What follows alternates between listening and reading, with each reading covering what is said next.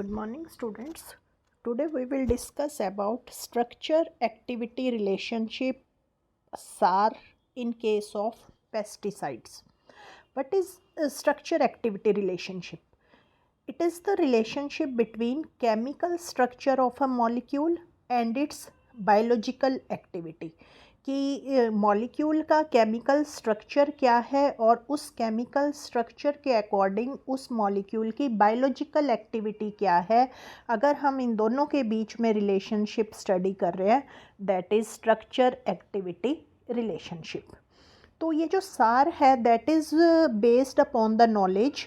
क्या इसका बेसिक जो फंडामेंटल प्रिंसिपल है क्या है कि the substances with similar chemical structure may have same biological activity.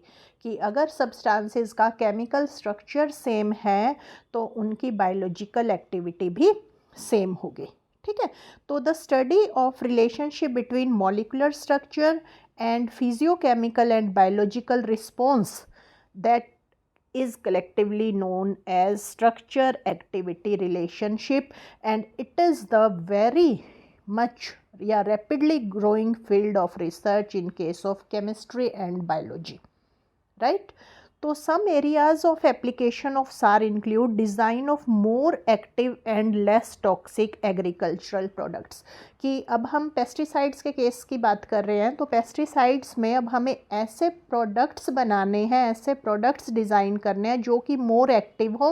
More active means कि पेस्ट पर उनका एक्शन जो है वो इमीडिएट हो और लेस टॉक्सिक एग्रीकल्चर प्रोडक्ट्स यानी जो उनके रेजिड्यूज़ बनते हैं, डिग्रेड्स बनते हैं, वो आपके लेस टॉक्सिक रहें. ठीक है. तो क्या है basically structure activity relationship? It is the relationship between chemical structure of a molecule and it's biological activity. ठीक है. तो जो स्टडी है सार की ये हमें क्या प्रोवाइड करती है? It provide relationship between pesticidal activity and its structural property. कि इस मॉलिक्यूल का, इस पेस्टिसाइड का अगर ये स्ट्रक्चर है तो उसकी पेस्टिसाइडल प्रॉपर्टी ये होगी. ठीक है. तो एक्टिविटी ऑफ ए कंपाउंड जो भी है pesticidal activity you can say that can be changed by slight modification in its chemical structure. कि आप केमिकल स्ट्रक्चर जो उस पेस्टिसाइड का है उसमें स्लाइट मॉडिफिकेशन अगर आप कर दें तो आपकी उसकी पेस्टिसाइडल एक्टिविटी जो है वो आप चेंज कर सकते हैं.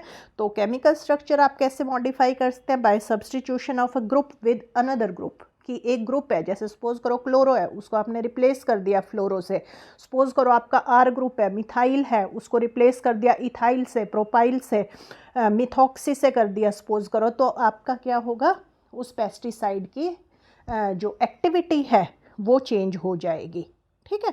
तो यानी कि जो सार है that involves quantitative relationship between metabolites and degrades of pesticides that are left as residues in food and environment. ठीक है. और इन असेसमेंट से हम जो पोटेंशियल टॉक्सिसिटी है किसी भी पेस्टिसाइड्स की टुवर्ड्स ह्यूमन्स और यू कैन से एनिमल बॉडी या हमारा जो एनवायरनमेंट है, हम उसको असेस कर सकते हैं कि जो अब ये डिग्रेड बन रहा है पेस्टिसाइड का, जो रेजिड्यूज़ बन रहा है उसका ह्यूमन्स पर, उसका एनिमल्स पर और उसका हमारे इन्वायरनमेंट पर क्या इफ़ेक्ट है. ठीक है. तो जब भी हम सार एनालिसिस करते हैं हम ये एज्यूम करते हैं कि केमिकल और biological response produced by a substance is direct function of its chemical structure. Chemical structure का डायरेक्ट फंक्शन है. अगर केमिकल स्ट्रक्चर में आप मॉडिफिकेशन जो कर रहे हैं उससे बायोलॉजिकल एक्टिविटी, आपका जो बायोलॉजिकल रिस्पॉन्स पेस्टिसाइड में प्रोड्यूस हो रहा है तो वो सेम होना चाहिए बाय सेम मॉडिफिकेशन. ठीक है. यानी कि जो सेम सब्सटेंस है that will produce same response under a given set of experimental conditions. ठीक है. तो ये है स्ट्रक्चर एक्टिविटी रिलेशनशिप. तो स्ट्रक्चर एक्टिविटी रिलेशनशिप हमने डिफरेंट पेस्टिसाइड्स के केस में डिस्कस करनी है. यहाँ पे ऑर्गेनोक्लोरीन कंपाउंड्स में, ऑर्गेनोफॉस्फेट कंपाउंड्स में और कार्बामेट्स में, ये है हमारे सिलेबस में. तो सबसे पहले हम सार कंसीडर कर रहे हैं ऑर्गेनोक्लोरीन कंपाउंड्स में. ऑर्गेनोक्लोरीन कंपाउंड्स में आपके कार्बन कार्बन, कार्बन हाइड्रोजन और आपके कार्बन क्लोरीन बॉन्ड्स होंगे तो ये जो आपकी DDT फैमिली है, BHC फैमिली है, ये वाले आपके पेस्टिसाइड्स जो हैं इसके अंदर आएंगे। तो organochlorine compounds are the class of pesticides that are known for their toxicity and persistence. Toxic होते हैं ये, परसिस्टेंस होते हैं, और ये जो है जनरली इंसेक्टिसाइड्स होते हैं या कैरिसाइड्स होते हैं। हमने पहले क्लासिफिकेशन पढ़ा था फर्स्ट अपने पेस्टिसाइड्स के वीडियो लेक्चर में। तो ये जो पेस्टिसाइड्स हैं organochlorine compounds, they can cause neurological damage, endocrine disorders and they can have acute and chronic health effects इनके हो सकते हैं।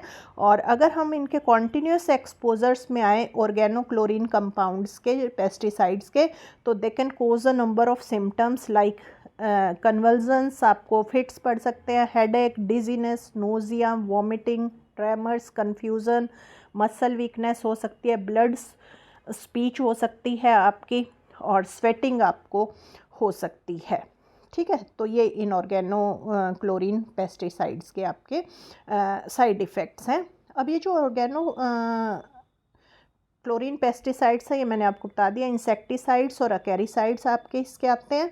तो नेम से ही पता चल रहा है ये क्लोरीनेटेड कंपाउंड होंगे, इनमें कार्बन कार्बन, कार्बन हाइड्रोजन और कार्बन क्लोरीन बॉन्ड्स होंगे। ठीक है, तो इन कंपाउंड्स को हम जनरली 3 टाइप में क्लासिफाई करते हैं, DDT, BHC फैमिली और एल्ड्रिन फैमिली। ठीक है, इन सारी फैमिलीज़ के अंदर आपके कार्बोसाइक्लिक रिंग्स होती है स्ट्रक्चर में, यानी कि जो रिंग बनी होती है वो सिर्फ कार्बन कार्बन की बनी होती है, कोई हेटेरो एटम रिंग के अंदर प्रेजेंट नहीं होता। और जो इन कंपाउंड्स की टॉक्सिसिटी है that is due to presence of carbon chlorine bond.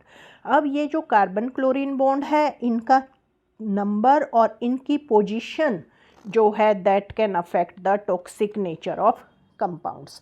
तो ये आपका एक जनरल ऑर्गेनो क्लोरीन कंपाउंड्स मैंने आपका दिखाया है। कार्बन, हाइड्रोजन ये Z है, Y है, X है।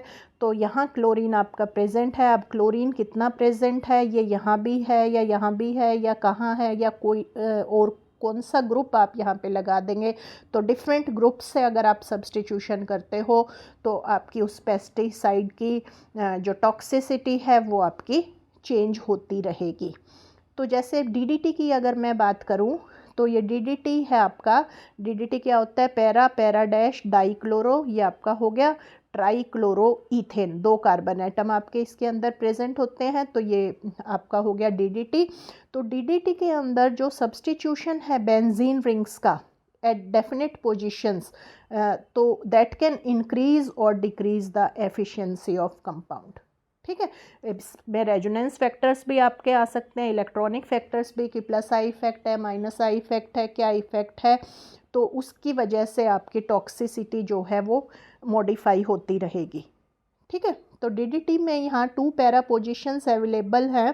ये यहाँ पर जो हमारा ये क्लोरीन लगा है यहाँ पर, तो हम इनकी सब्स्टिट्यूशन कर सकते हैं बाय मिथाइल कर दी, इथाइल कर दी, फ्लोरो कर दी, ब्रोमो कर दी, मिथॉक्सी कर दी। तो इन ग्रुप से अगर हम इसकी सब्स्टिट्यूशन कर दें तो that increases the efficiency of DDT। ठीक है, and make the compound highly toxic. तो वो जो DDT है उसकी पोटेंशियल टॉक्सिसिटी जो है वो इंक्रीज हो जाएगी अगर हम क्लोरीन को रिप्लेस कर दें by methyl, ethyl, fluorine, chlorine, methoxy.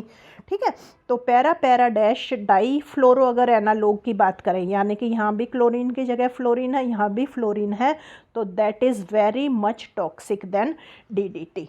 तो ये DDT से टॉक्सिक हो जाता है। तो यानी यही हमारा सार है कि हम केमिकल स्ट्रक्चर मॉलिक्यूल का चेंज कर रहे हैं। मॉलिक्यूल यहाँ पे हमारा क्या है, पेस्टिसाइड्स, तो उसकी बायोलॉजिकल एक्टिविटी यानी कि उसकी पोटेंशियल जो टॉक्सिसिटी है वो आपकी मॉडिफाई हो जाती है। जैसे कि मैंने यहाँ बताया कि क्लोरीन के केस में अगर हम फ्लोरीन से रिप्लेस कर दें तो DDT की जो एक्टिविटी है, टॉक्सिसिटी है, वो आपकी इंक्रीज़ हो जाती है। ठीक है, तो दैट वाज सारिन ऑर्गेनो क्लोरीन कंपाउंड्स। नाउ सारिन ऑर्गेनो फास्फोरस कंपाउंड्स। अब जो ऑर्गेनो फास्फोरस आपके कंपाउंड्स हैं they are generally used as insecticides, acaricides, fungicides and herbicides. इन सब को किल करने के लिए ये आपका यूज़ होता है। ठीक है, अब जो ऑर्गेनो फास्फेट्स हैं नेम से पता चल रहा है, these are esters of phosphoric acid substituted with alkyl and phenyl group. हम फास्फोरिक एसिड आपका क्या होता है, H3PO4, तो ये तो सारा HPO4 हो गया, ये यहाँ भी H होगा, यहाँ भी H होगा, यहाँ भी H होगा, ये आपका हो गया फास्फोरिक एसिड। ठीक है, तो हमने इनके फास्फोरिक एसिड्स के जो ये हाइड्रोजन प्रेजेंट्स हैं तो उनको रिप्लेस करना है बाय एल्काइल ग्रुप और फिनाइल ग्रुप।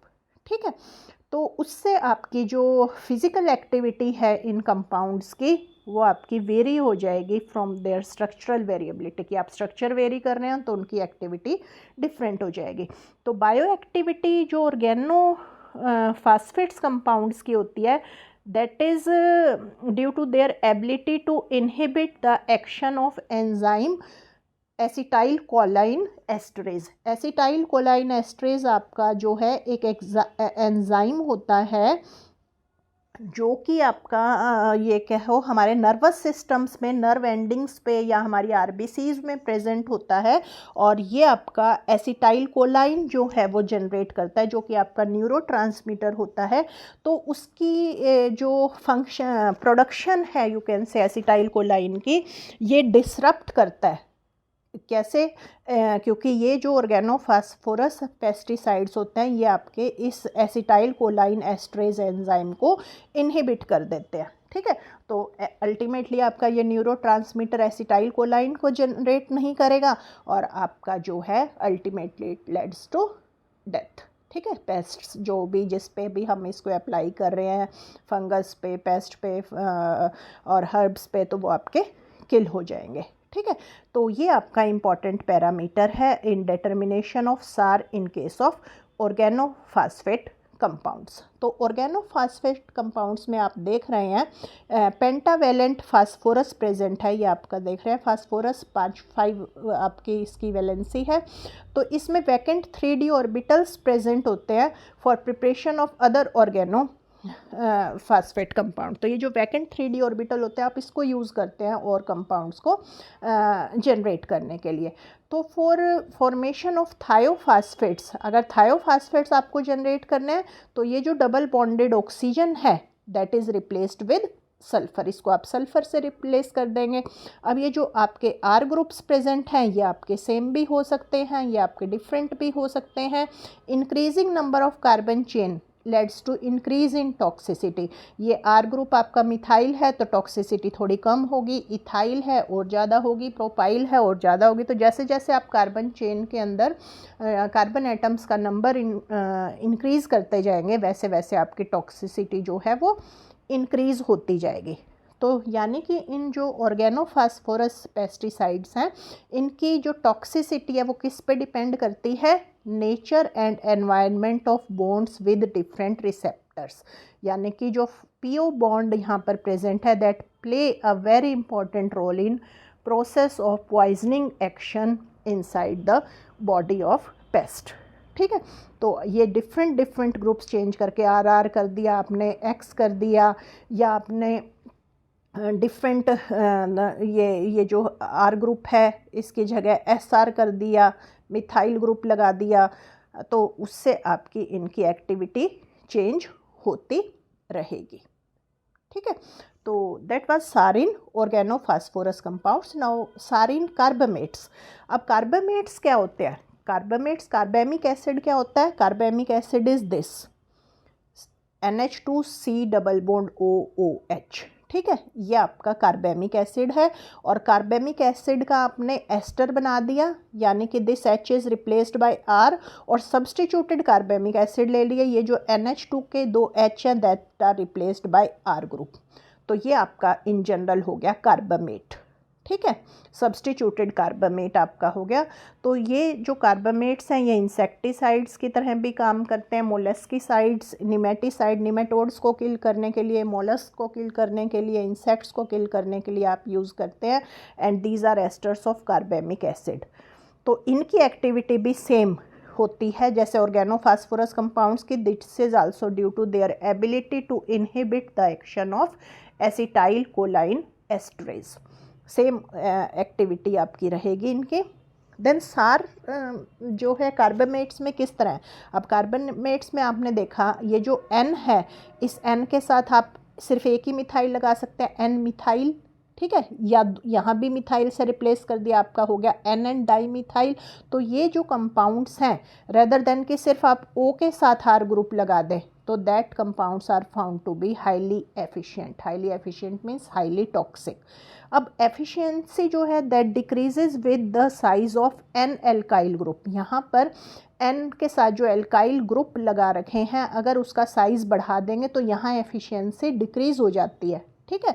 और in case of aryl N methyl carbamate, अब यहाँ पर सपोज करो आपने एक मिथाइल लगाया, एक एराइल लगाया है, तो जो पोजीशन ऑफ सब्सटीट्यूएंट है एरोमेटिक रिंग के with respect to carbamate group, ठीक है, कि ऑर्थो है, मेटा है या पैरा है, उससे भी आपकी एफिशिएंसी जो है वो डिफरेंट होगी।